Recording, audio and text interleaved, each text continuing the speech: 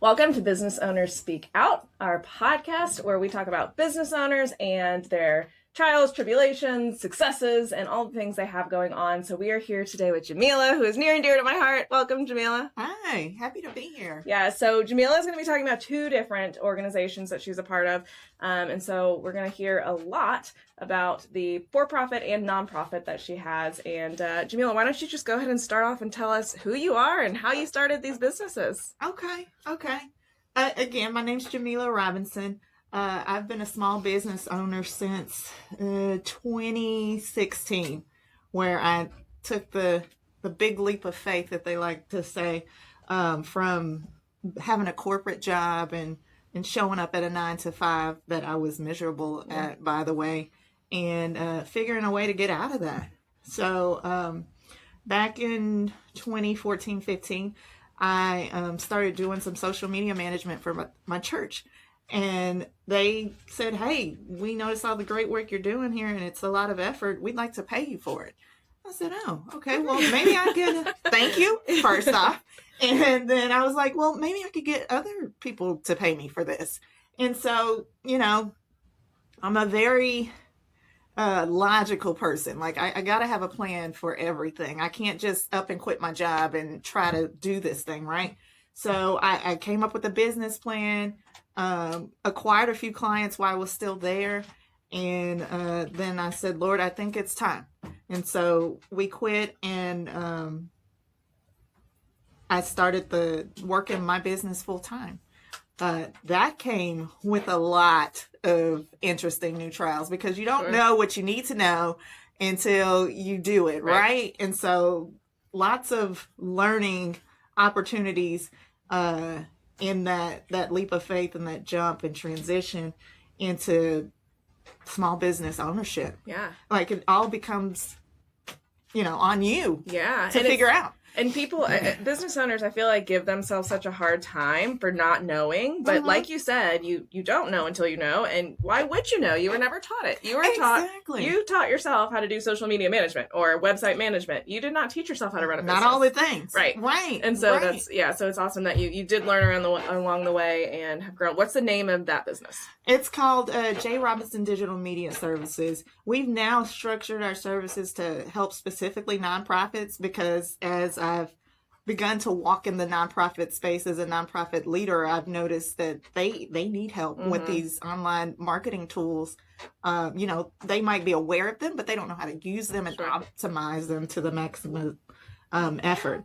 Anyhow, we do social media management, website development, and video production, and work with those comprehensively so that, you can repurpose and reuse the content appropriately.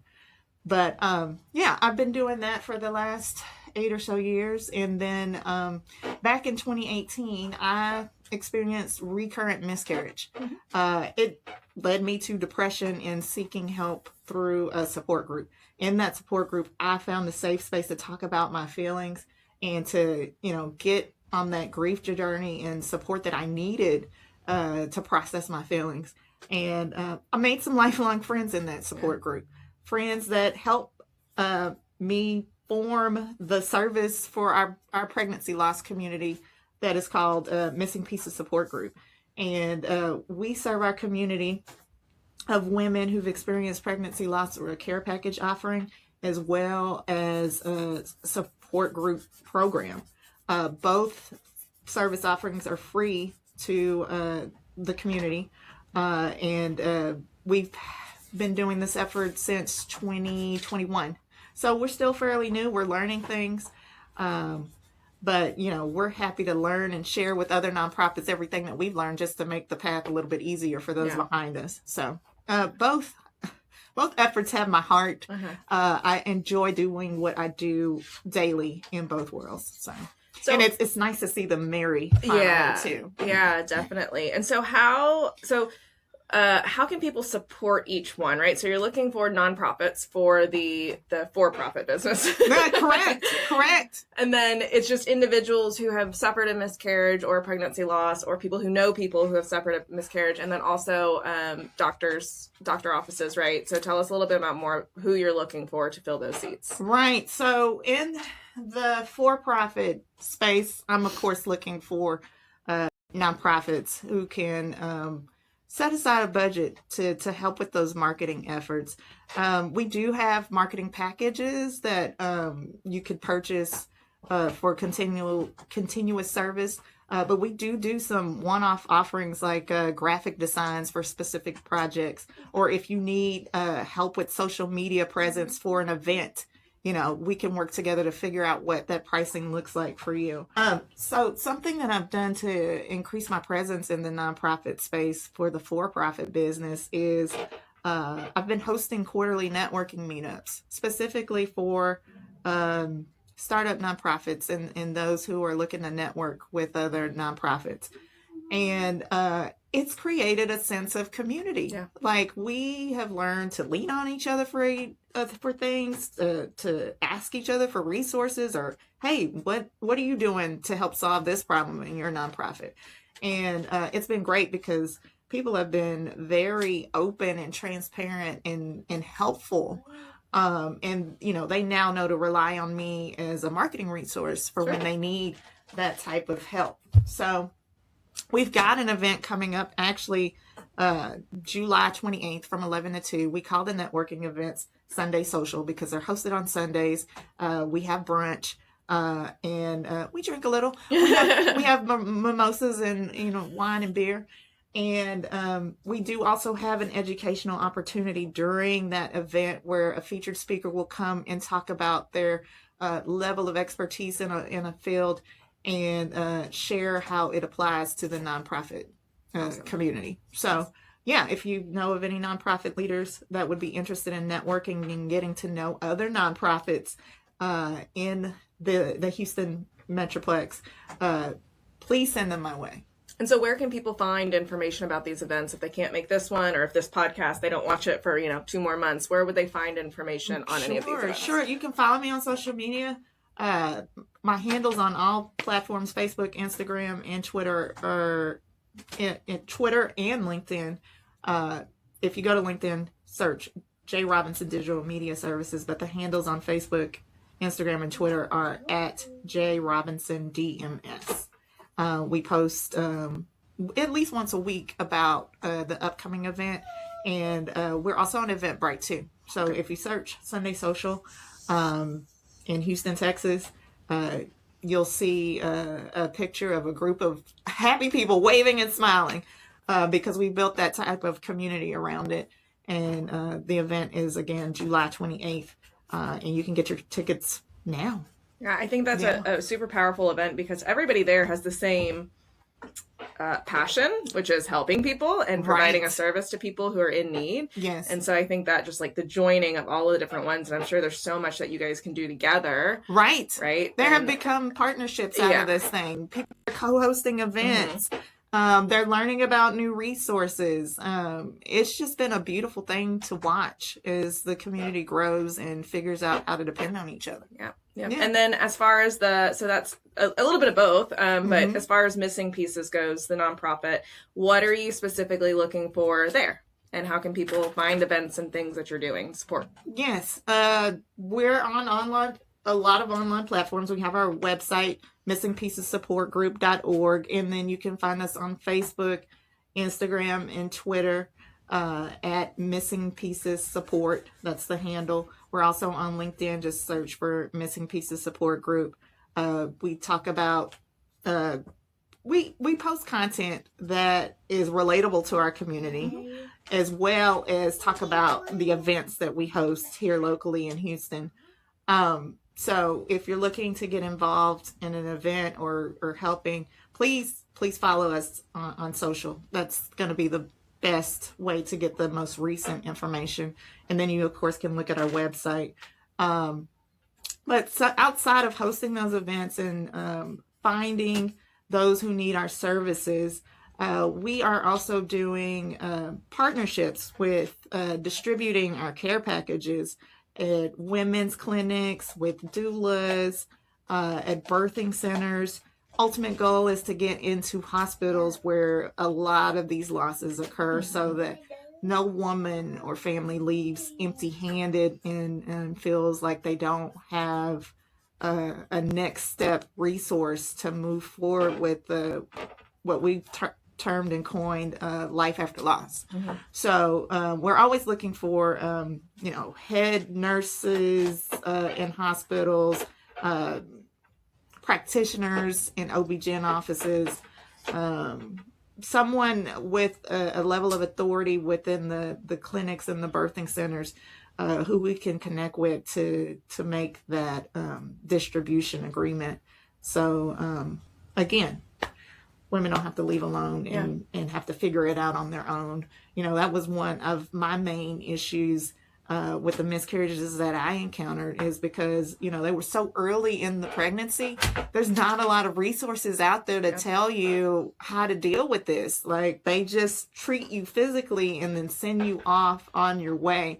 Meanwhile, you're left to figure out what to do with all of these emotions, and are not really sure who to communicate to because you don't want your feelings hurt. It's just a tough situation to figure out on your own. So, especially like in that moment, it's such a shock that you're not thinking about the next steps. You're really thinking about just like the trauma that it's caused. And so having something to take home, and 3 months later, when you're in the space of going, oh, I think I need help, or I just want to talk about it, or whatever, they have that is so resource. Thank you for pointing that out, Lydia, because our expectation is not for you to pull this out immediately and look at it. It's to set aside, and once you're finally in a place of not being in that immediate trauma like you're talking about, you can look back and reference when you're ready on your own timing. And I think the other part that's really cool about the care packages is anybody can send them. So if I have a friend that has suffered a miscarriage, I can go online and I can type in her address and her name, and they'll send it, right? Free. Yes. And what's good about that, I think, is even I've been through a miscarriage. I've talked on Jamilah's podcast about it. Yes. I've been through one and I still don't know what to say to people. Right. And so having this opportunity to be like, I acknowledge it, and here are some resources for you, without having to figure out what to say, because there's no right or wrong. There's no, it's a touchy subject that this is the opportunity to say, I acknowledge what's happened to you and I want to help you, but I'm not going to step in the way. You never know what's going to trigger somebody. Right. So you don't want to put yourself in the position of saying something that you think might help, but it didn't. Every situation is different. Yeah, it didn't hit right.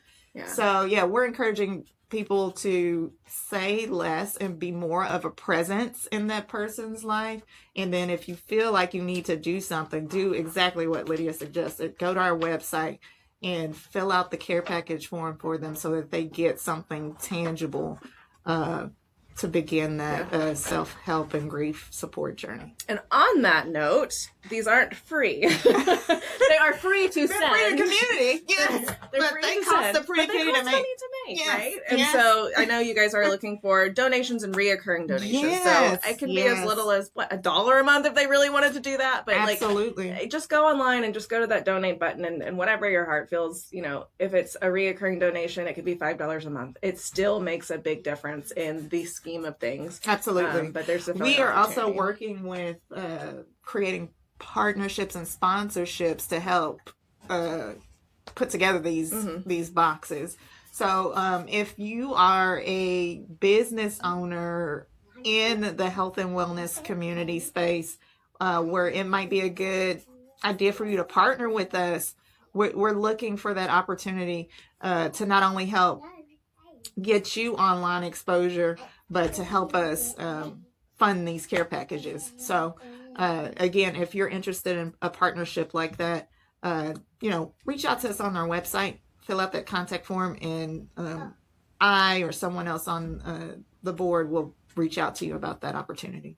Awesome. Yeah. And so you've had these businesses for, a good amount of time. And so what are some of the challenges or advice or lessons that you've learned that you'd want to share with other business owners who are maybe starting out, or maybe they have been in business in a long time, but they need that help, that advice? Absolutely. So I'll start with the nonprofit one. Getting out and networking has been key to exposure for the nonprofit. It's how I met you. BNI is a resource that you need to use as a nonprofit. They offer a free nonprofit chair for the first year of membership. And if you take advantage of that opportunity, you'll see how quickly your network grows. You know, just opening up your mouth and talking about your mission on a weekly basis in front of a room of people is a quick way to get the word out. And not only do you have access to the chapter that you joined, but you're able to go and visit other chapters.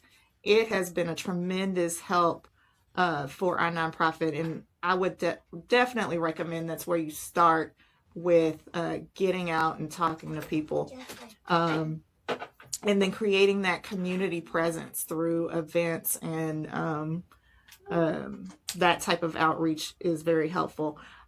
Also, United Way has a lot of resources for nonprofits. Something else I stumbled upon as I was talking to people about this thing was, this interagency network providers meetup that they host every Thursday of the month at the location on WA.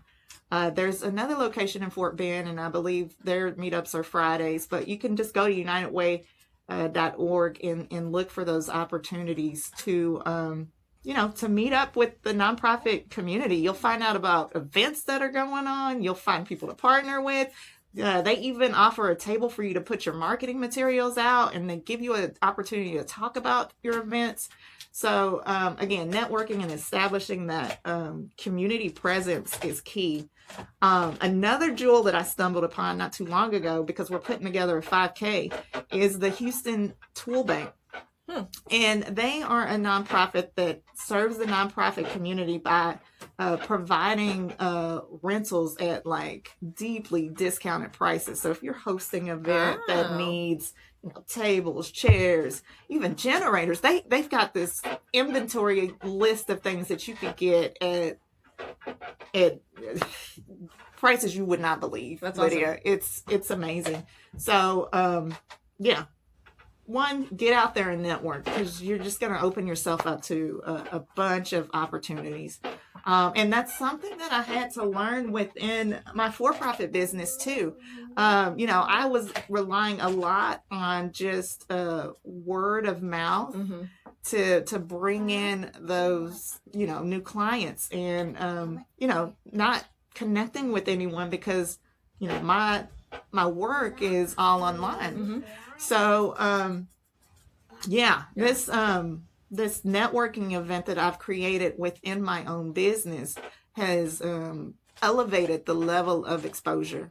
So that's going to be my advice for both. Yeah. I mean, a lot of business owners think, that if you build it, they will come. Right. It's like, no, you have to build it and market it. Right. And then come. And so that's a matter of getting yourself out there. And then, like you said, a great thing that a lot of businesses miss out on is creating their own events, hosting their own events. Yes, it's an essential part of marketing, guys. Yeah. Essential. So you have lots of stuff. I know lots of opportunities to help, lots of opportunities to donate, lots of opportunities to join in the events. And so they're all on your social medias for people to find and sign up for. Right.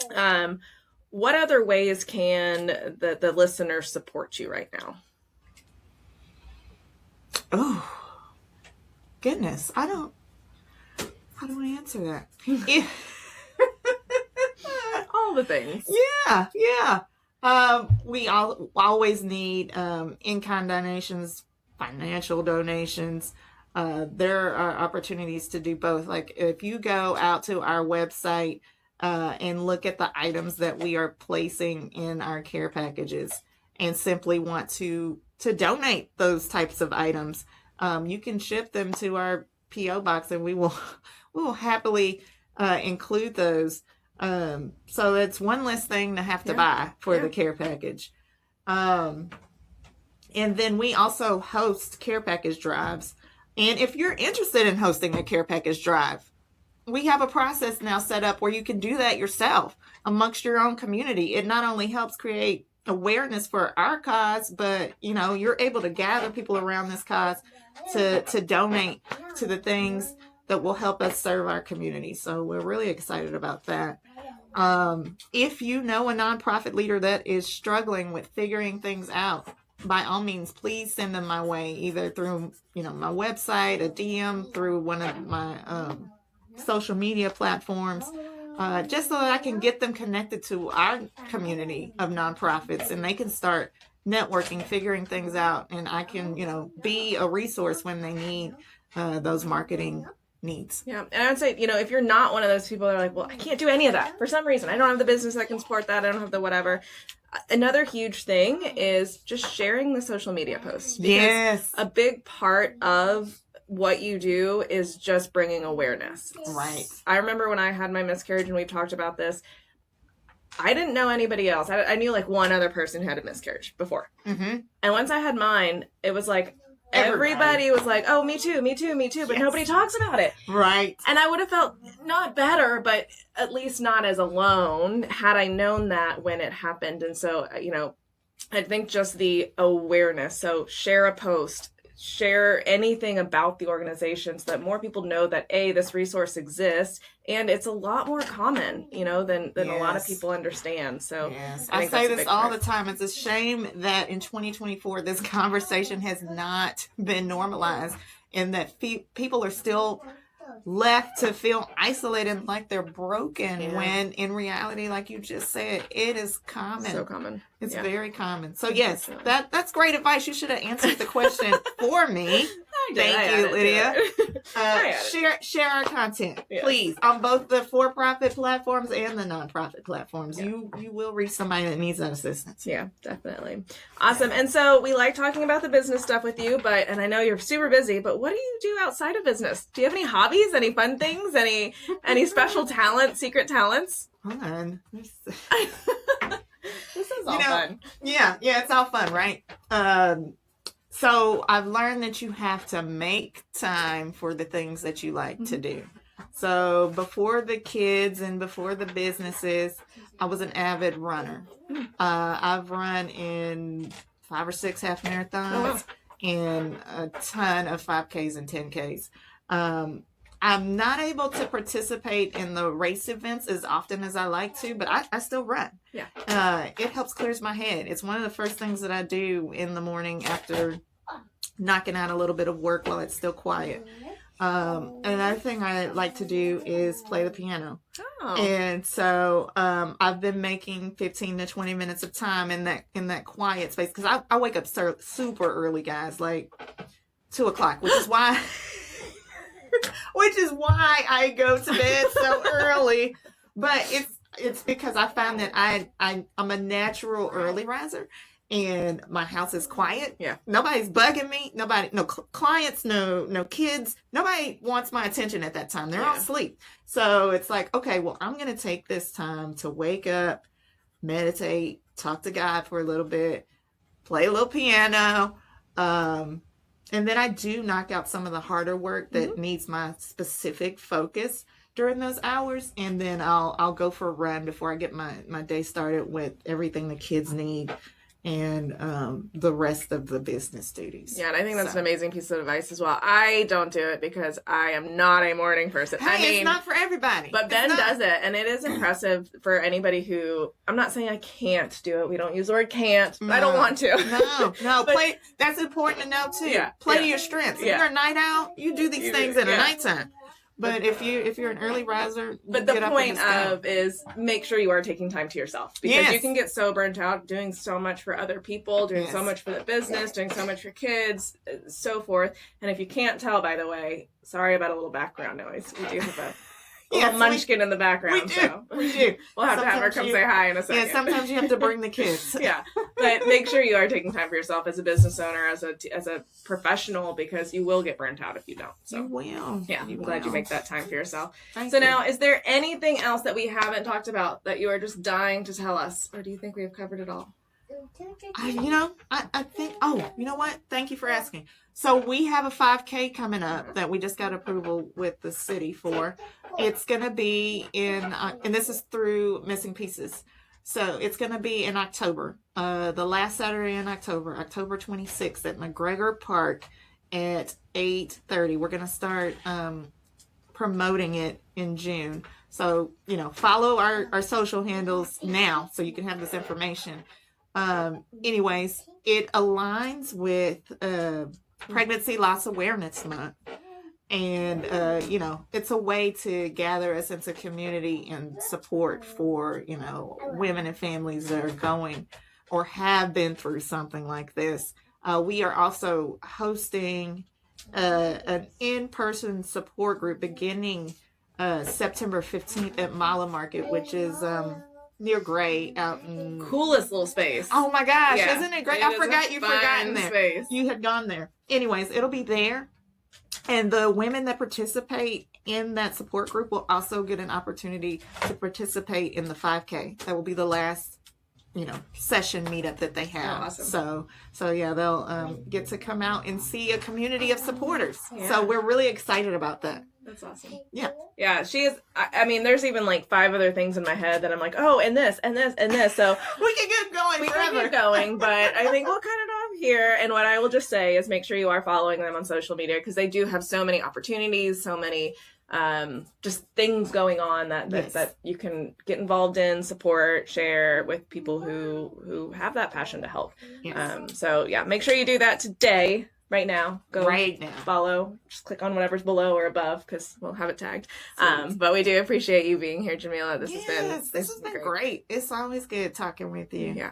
Awesome. And thank you for the opportunity. Yes, awesome. All right, guys, we'll see you on the next we'll see you on the next episode of Business Owners Speak Out. Bye, guys.